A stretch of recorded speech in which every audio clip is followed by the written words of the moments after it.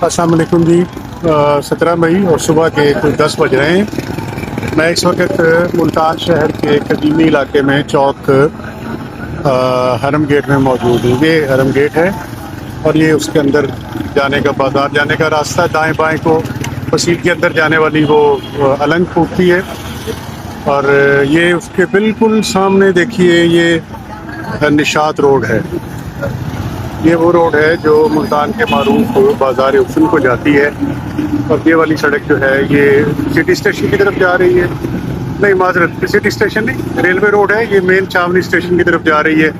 چوک شہیداں سے ہوتی ہوئی۔ حرم دروازہ جو ہے اس کی وجہ تسمیت 2-3 بتائی جاتی ہیں۔ ایک تو یہ بتایا جاتا ہے کہ اس کا رخ جو ہے بجانب حرم ہے، کعبہ کی طرف ہے، اس لیے اس کو حرم گیٹ کہا جاتا تھا، لیکن یہ غلط ہے کیونکہ جب ہم جہاں جو نماز پڑھی جاتی ہے وہ مغرب اس طرف ہے، یہ جو سڑک موہر گیٹ کی طرف جا رہی ہے، اس طرف مغرب ہے، سو یہ حرم والی بات جو ہے یہ تو درست نہیں ثابت ہوتی۔ ایک اور روایت یہ ہے کہ حضرت موسیٰ پاک شہید جو یہاں قریب ہی پاک گیٹ کی طرف جائیں تو ان کا مزار مقدس ہے،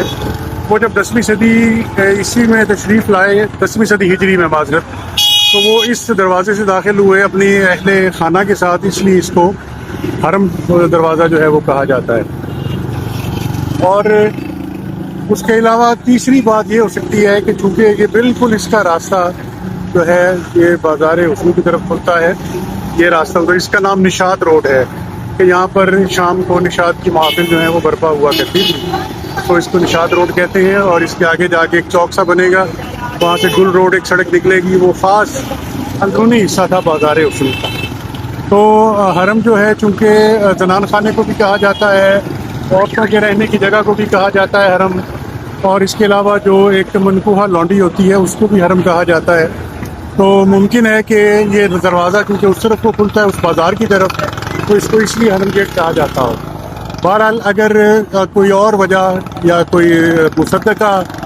جو ہے تاریخی وجہ آپ کو معلوم ہو، آپ کے علم میں ہو، تو ضرور بتائیے گا۔ بہت شکریہ۔